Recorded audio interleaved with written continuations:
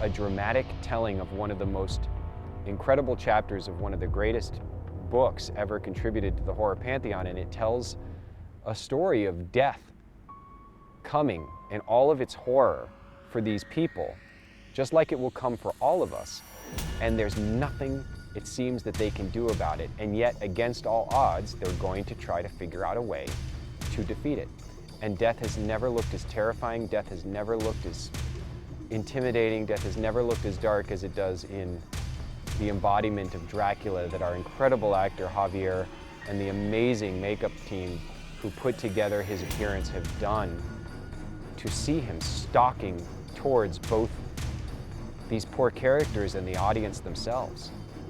Dracula is coming for you. There is no redemption with him. He wants to feed off you, and he wants to take your soul, turn you essentially into a zombie, a vampire zombie, remove every piece of humanity from it. It's like the worst spiritual nightmare you can have, apart from just being ripped asunder, apart from the physical damage. He gets you in your soul, in your spirit. He's the perfect monster. I think really what it is you're sitting with these people and you're watching them go through this experience that they have no choice but to go through. There's no way off this ship. And that evil is lurking right there below the surface. And you know, it really puts you in a state that we don't get to live in sometimes in these times. You know, it's like we're all very comfortable, and the great part about this genre is that it pushes you outside your comfort zone. When it comes to the visualization of him, I wanted him to feel like an older man. I wanted him to feel like he is fragile, and in that way make him, in a way, also desperate and dangerous.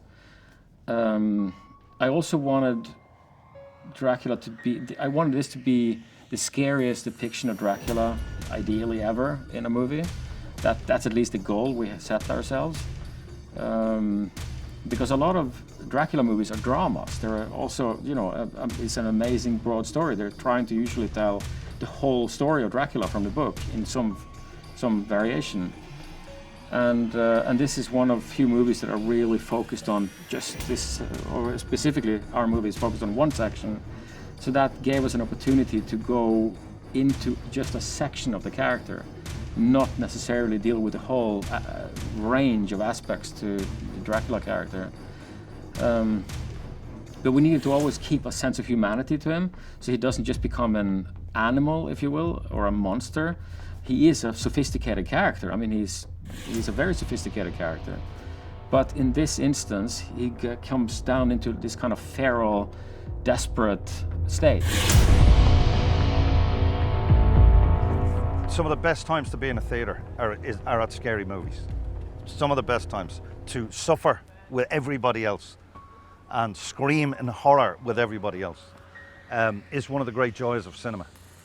Do this, go to the cinema, go and see this movie with hundreds of other people and be scared crapless with them.